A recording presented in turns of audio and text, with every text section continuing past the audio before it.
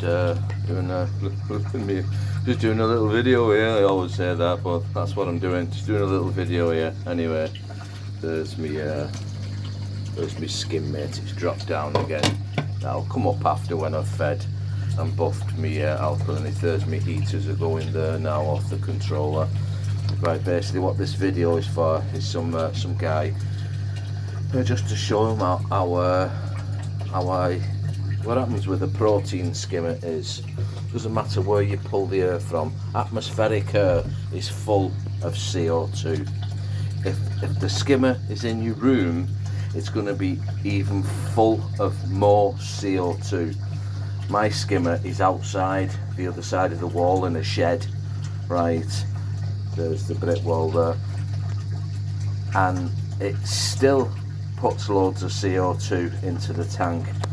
Now this is the best thing I ever added, right? The only thing that you can stop that with is that there's the yellow pipe there coming up, right, goes down to there, goes down to there, goes onto there, and that is a single RO canister, right?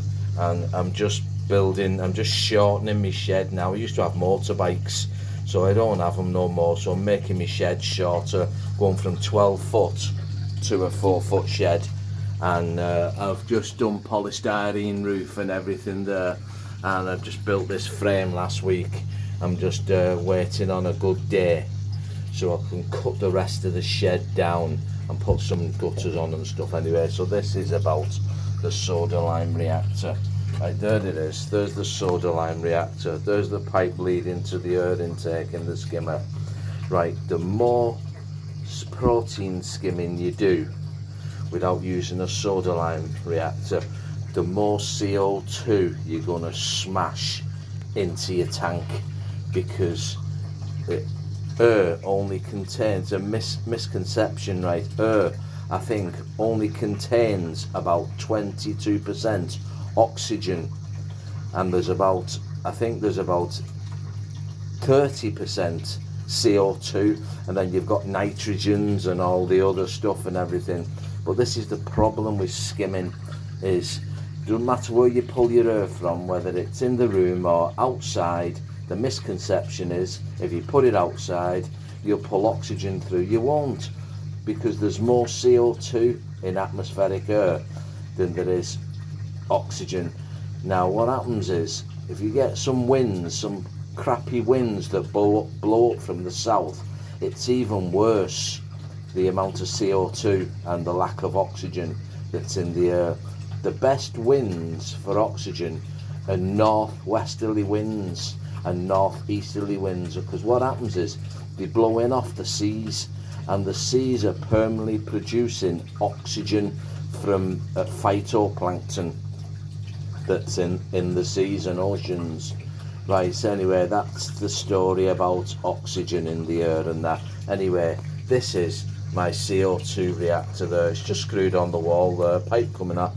This pipe used to stretch 12 foot all the way through to the outside wall, and because I've built this shed now, there it is, I've built this shed now, and I'm making the shed smaller. This is what I'm left with. But look at that, didn't even see that, look, blocked.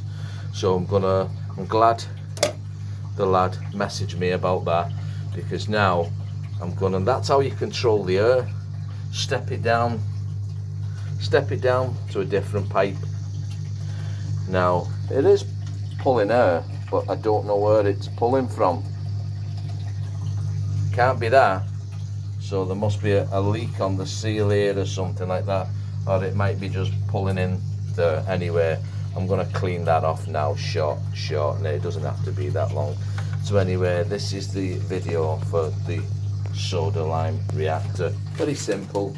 You can get little, I did do a video years ago with a little teeny weeny, that one there, see that one there, that little inline one there, I used to use that, but now I use that for dripping my RO, because RO water still contains phosphate.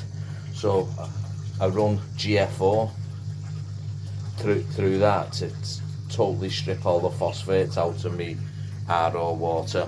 Anyway, so the video is about the soda lime reactor. So there it is, soda lime reactor, 300 ml. Might not even have 300 ml, no, it's only to there, so I've only put 150 ml in this time, because what happens is if you use too much, your pH will start going up to 8.6, 8.7. So just start off with 150 ml, or just use the smaller one of them ones anyway. So that's all as it is there. There's the air intake to the skimmer.